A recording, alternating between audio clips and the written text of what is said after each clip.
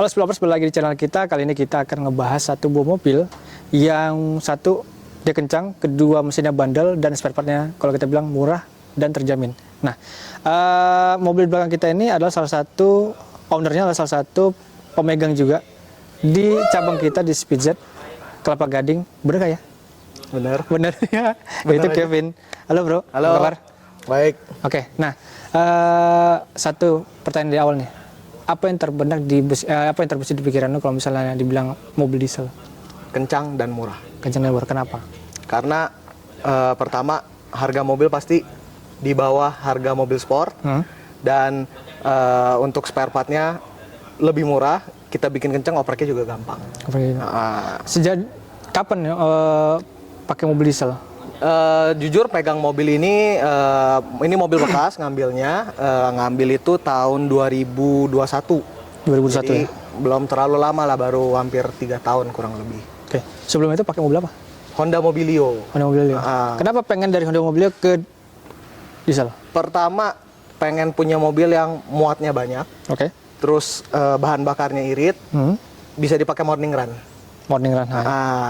Jadi kalau Honda kan ya kalau kita tune, sorry to say ya segitu-segitu aja lah powernya. Kalau ini dengan diesel kita upgrade turbonya aja, itu power udah bisa naik 2-3 kali lipat dari standar. Itu yang membuat gue pengen punya diesel gitu. Oke. Waktu ngambil ini mobil, itu mobil udah diapain aja sebelum? Kondisi standar ting-ting, dapat juga kondisi cukup bagus lah dengan kilometer rendah, bodi mulus, nggak pernah tabrakan, nggak pernah banjir. Jadi bisa dibilang ini dapat mobil hoki dengan ukuran Innova 2013 kilometer waktu angkat baru 65.000. Tapi waktu itu nyari sendiri ya, bukan pakai sama orang lain ya buat ngecek mobilnya. Iya. Berarti udah tahu maksudnya kondisi mobil segala macam. Kondisi mobil udah tahu, kita cek sendiri juga. Sendiri ya. Nah, kemudian tahun berapa itu mulai dimodifikasi nih mobil? Langsung 2021 pakai seminggu standar, pakai nggak ada tenaga. Remap dulu. Alasan modifikasi karena belum ada tenaga? Ya, belum ada tenaga, terus juga pengen tahu sekuat apa sih Innova diesel gitu.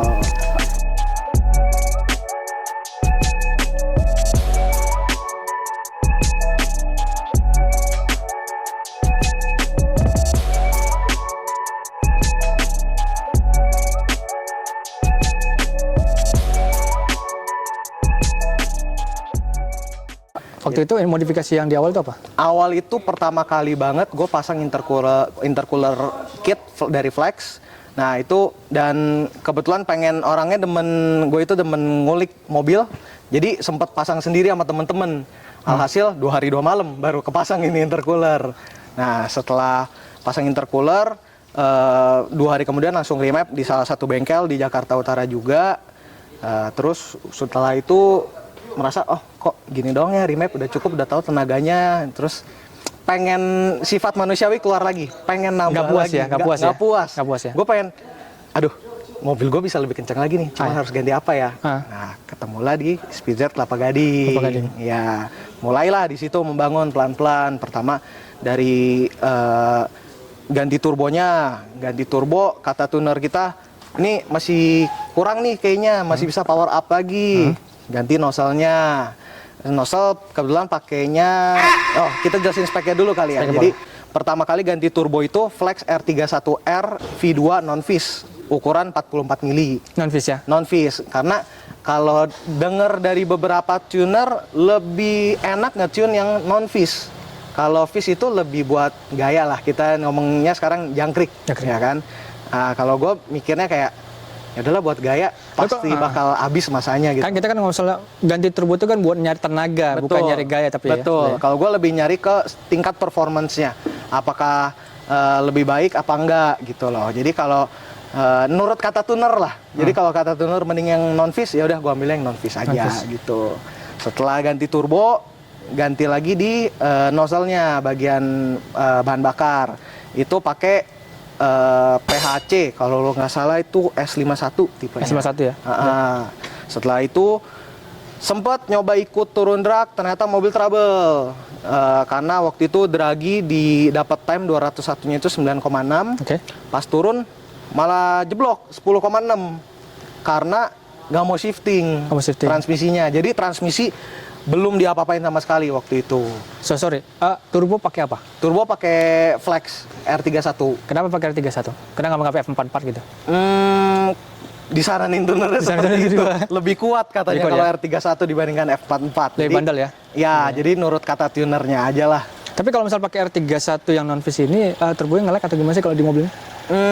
Untuk sekarang sih untungnya udah dapet tuningan yang pas lah, nggak nge-lag. Kalau kita perbandingannya dengan turbo standar pasti iya lebih lag. Cuman karena kita tuningnya di Speedz udah dapet tuningan yang pas, lagnya sedikit sekali. Aman Untuk ya? harian juga aman. Udah Jadi, aman ya? jadi mobil ini gue konsepnya mau sleeper, dibawa bawa barang bisa, muat orang bisa, diajak ngebut bisa, pokoknya bisa segalanya dah. Konsep mobil gue begitu intinya. Jadi gue punya mobil yang kencang, mobil hobi, tapi tidak nyusahin gue. Jadi bisa gue pakai apa aja gitu. Oke. Nah, kemudian selain dari ganti intercooler, ganti turbo, dan ganti nozzle, apalagi yang sih di upgrade di sini? Kalau dari engine sih paling cuman ya hex-hexan buat mempermanis aja. Terus kap mesin udah pakai karbon untuk weight reduction, ala-ala lah weight reductionnya. Nah, terus untuk dari segi velg, gue pakai OEM-nya Toyota Alphard. Jadi Fitmentnya pas ya? ya untungnya dapat pas. Oh enggak. Jadi ini karena kebetulan mobilnya warna hitam, dikasih kap karbon kan nggak gitu kelihatan, jadi merendah untuk meroket lah. Oke. Jadi untuk looks-nya gue kelihatan sleeper, tapi pas tarik-tarikan gue masih berani. Good, mantap nih sebenarnya. Gitu konsepnya. Berapa busnya yang didapat saat ini? Terakhir kemarin itu kita boost di 43 PSI. Dapatnya 270 sekian wheel horsepower. 43 PSI. Ya. Itu bukan overboost itu. Kalau misalnya di R31 bukan safe boostnya di 40 kan sebenarnya. Ya, itu kemarin cuma buat settingan drag. Settingan drag, habis itu turunin lagi gitu. Habis itu turunin lagi. Kita mainnya main aman aja. Main aman aja. Ya. Harga turbo soalnya juga tinggi. Kalau di tempat kita biasanya di harga 7.250.000 itu yang VIS, tapi yang biasa 7 jutaan lah, 7,5, 7 juta seperti itu. Nah, kemudian gue mau tanya nih, kenapa pakai part-part yang seperti kalau kita bilang yang bonetnya lah kalau bilang standar bonnet itu dia pakai MS itu yang titanium gitu. Menurut lu MS titaniumnya apa sih partnya? Yang ini MS titanium ya cuman keren aja sih karena ada titaniumnya, keren aja gitu. Karena kan KP juga ada pakai karbon. Jadi kalau pakai MS titanium yang engine hood stand itu, kalau untuk kap standar nggak bisa karena terlalu berat. Karena tumpuannya kan terlalu di ujung Iya, betul, belakang. betul. Jadi karena ada karbon ya udahlah, maksudnya sekalian upgrade lagi juga.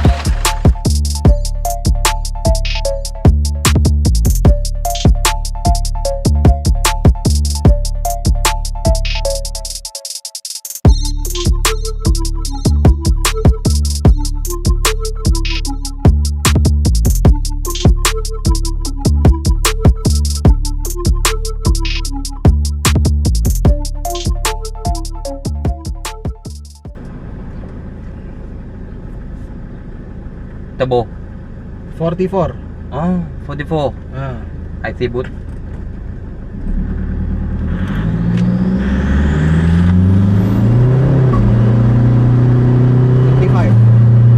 Tuh, selain pakai intercoolernya flex, kemudian turbonya flex, dan apa namanya part-part engine yang lain, apalagi sih yang dipasang di mobil ini? Bahan bakar udah pakai nozzle S51 dari PHC. Oke. Nah, terus untuk pump shaftnya kita udah pakai dari MRX. Nah, untuk bagian transmisinya udah pakai Gotrans biru karena mobil ini masih untuk harian, jadi nggak mau yang terlalu ekstrim banget lah. Kalau yang merah kan terlalu menjeduk transmisinya, jadi gue maunya yang masih nyaman buat harian. Jadi intinya mau apa namanya transmisinya lebih responsif tapi nggak terlalu ekstrim lah. Betul. Oke, intercooler diganti, turbo diganti, dan kenapa radiatornya belum diganti dan masih standar? Untuk spek gue yang sekarang ini, kalau radiator standar itu masih memumpuni, jadi masih belum perlu lah. Jadi gue mau save money buat spek yang lainnya lagi. Mungkin kalau memang sudah perlu ganti radiator, ntar next baru kita garap ganti radiatornya. Tadi udah dituning sama Mr. Pu. Menurut lu gimana hasil tuningannya? Tuningannya sih untuk harian oke, gue udah request ke beliau. Gue mintanya tuh untuk hariannya oke, like yang nggak terlalu parah, tapi dibejek juga asik mobilnya. Dan itu udah top banget dah, udah sesuai dengan keinginan gue. Jadi puas banget buat tune sama Mr. Fu. Aman ya? Mantap. Jadi intinya total di berapa PSI dikasih sama dia? Tadi dikasih peak powernya itu nge-spike-nya di 40, mungkin 41 hampir 42.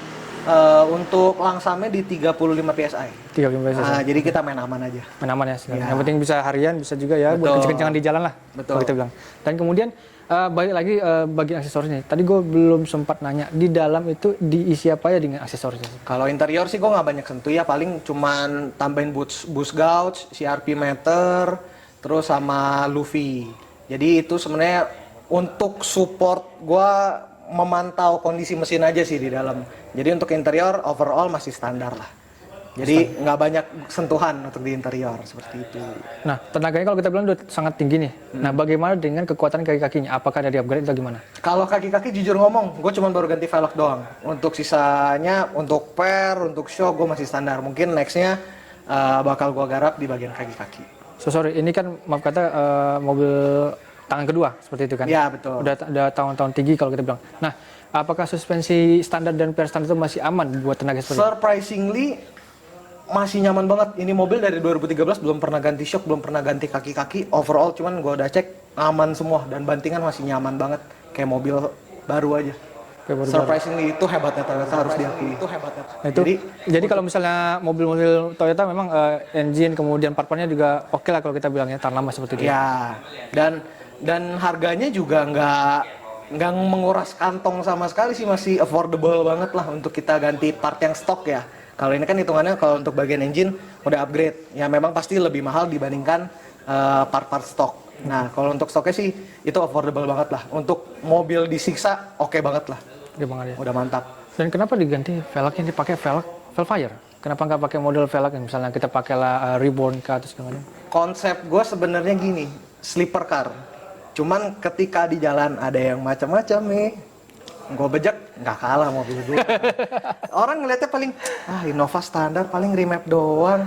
Dia nggak tahu kalau gue buka kap mesin kan ya bisa dibilang oke lah. upgradean gue udah oke lah. Gitu. Udah berapa kali lipat dengan tenaga standar ya kalau ya, gitu ya. untuk dibandingkan tenaga standar sih kurang lebih naiknya udah hampir 3 kali lipat lah, kurang lebihnya seperti itu. Oke, kemudian kalau misalnya gue lihat nih matanya udah agak berbeda nih kalau kita bilang nih. Nah, ini lu upgrade pakai part apa nih? Nah, kalau untuk headlamp, gue menggunakan headlamp dari X8 itu billet 45 watt, 55 watt, terus gue black housing biar nggak warnanya biar nggak terlalu kontras banget, jadi masih ada galak-galaknya dikit. Terus biar warnanya tidak terlalu mati, lampu sennya gue kasih orange sedikit, jadi biar kayak USDM gitu lah. Mantap ya. Untuk Mini Proji, gue pakai Bibot ML2 yang low dan high-nya warna putih. Bibot ya. Ya, untuk penerangan juga, jadi gue konsep mobil gue memodifikasi, cuman tidak mengurangi daya fungsi. Dan kalau gue upgrade lampu ini kan supaya visibilitas lebih baik, untuk keluar kota lebih nyaman, seperti itu. Oke. Nah, ini mobil udah di upgrade. Perjalanan paling jauh pernah bawa mobil kemana? Dan kondisinya seperti apa? Kondisi belum lama kemarin, lebaran kemarin ke Garut sih dengan kondisi seperti ini. Dan no issues. Semua aman, nggak ada overheat, nggak ada apa, no trouble. Aman semuanya. The next project, apa lagi yang akan diubah di mobil ini dalam waktu dekat dan panjangnya? Next project sih mungkin kayaknya mau upgrade keeper untuk seal valve-nya, karena kan ini mobil di bus cukup tinggi. Nah untuk sekarang seal valve-nya masih standar. Okay. Nah jadi mungkin nextnya upgrade keeper untuk seal valve, lalu penggarapan di bagian pengereman dan kaki-kaki sih. Untuk sekarang sih rem baru ganti OEM Brembo aja, kampas dengan rotornya baru gue ganti dengan Brembo. Cuman dengan power segini ya nginjeknya Senin berhentinya Kemis. Gitu. Mas, gue lihat di atasnya ada cupnya agak berbeda, bukan standar tapi udah karbon ya. Boleh ceritain cup karbonnya nih? Sebenarnya cup ini udah karbon, cuman modelnya OEM look. Jadi biar kesan sleeper gue tidak terlunturkan. Nah ini gue pakai dari RCI Carbon. Nah di atas intercoolernya ini ada semacam ATF cooler. Boleh ceritain nggak sih ini ATF Nah cooler? ATF cooler ini gue pasang pakai Hayden 678. Nah untuk biasa kan ada orang yang mau menambahkan fan cooler lagi tambahan. Kalau menurut gue dengan power segini masih cukup kok, nggak perlu tambah fan, karena kalau menurut gue pribadi, ini opini gue pribadi sih, kalau menggunakan fan tuh menambah kebisingan ke dalam kabin dan itu membuat nggak nyaman. Jadi kalau menurut tuner gue juga belum perlu, jadi gue nggak pasang dulu. Jadi gue pakai ATF yang ada aja dulu. Jadi Intinya gua masih dalam kondisi aman lah sebenarnya. ya masih mumpuni lah untuk spek gue yang sekarang ini. Oke, kita sebelumnya review singkat kita mengenai satu lagi. Nama mobil apa? Kalau di Instagram sih namanya 2KD Sok Kencang. 2KD Sok. Iya. Underscore ya. 2KD underscore Sok Kencang. Jadi kalau di balap kalah kan sok kenceng, nggak kenceng. Cuman sosokan doang. Gitu. Jadi nggak malu. Oke, itu aja Spillovers bincang-bincang kita kalian dengan Kevin, pemilik dari 2KD Sok Kencang. Nah, kalian juga bisa intip Instagram dari mobil ini di 2KD underscore Sok Kencang. Dan jangan lupa komen, like, subscribe channel YouTube kita Speedjet Performance. Dan jika ada pertanyaan yang mau kalian tanyakan mengenai mobil ini ataupun part-part kita yang di Speedjet Performance, bisa langsung komen di bawah. Dan jangan lupa juga tekan tombol loncengnya agar tidak ketinggalan informasi seputar perindustrian Indonesia hanya di Speedjet Performance.